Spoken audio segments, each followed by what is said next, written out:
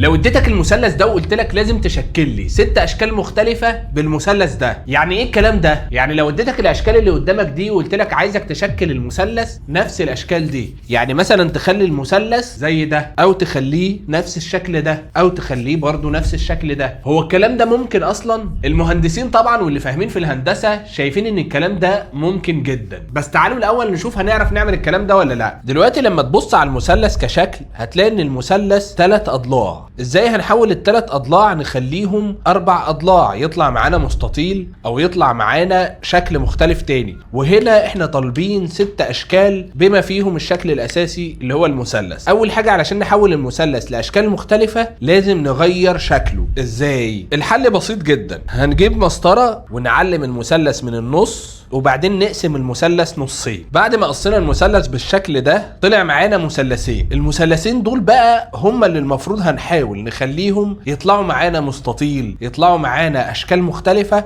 بس افتكر ان احنا مطلوب مننا 6 اشكال. ده المثلث اللي معانا بعد ما قسمناه، هل بقى نقدر نخليه مستطيل؟ تعالوا نجرب. اول حاجة هنحط قطعة المثلث بالشكل اللي قدامنا ده، وهنحط القطعة التانية بالعكس هتطلع معانا بالشكل ده. ده كده تاني شكل، لان كده معانا المثلث ومعانا مستطيل. طب هل نقدر نخلي المستطيل ده يبقى نفس الشكل ده؟ فهنطلع الورق، تحط واحد تحت كده بالشكل اللي قدامك ده، وبعدين تحط التاني بالمنظر ده، هيتحول معاك للشكل اللي قدامك ده. كده باقي معانا الشكل الاخير، هنعمله ازاي بقى؟ هنحط المثلث الاولاني بالشكل ده، وبعدين نحط المثلث التاني بالشكل ده، كل واحد في مكانه. كون معانا برضو الشكل ده، تحسوا شكل هرم كده وحاجة مميزة، ودي عجائب الهندسة. كده احنا عملنا 4 اشكال وباقي شكلين، والمثلث يقدر يعمل اكتر من كده. فاللي يعرف يعمل اشكال تانية بالمثلث يكتب لنا في التعليقات. بس اهم حاجة ما تنساش تعمل لايك وفولو علشان التجربة الجاية اغرب. يلا سلام.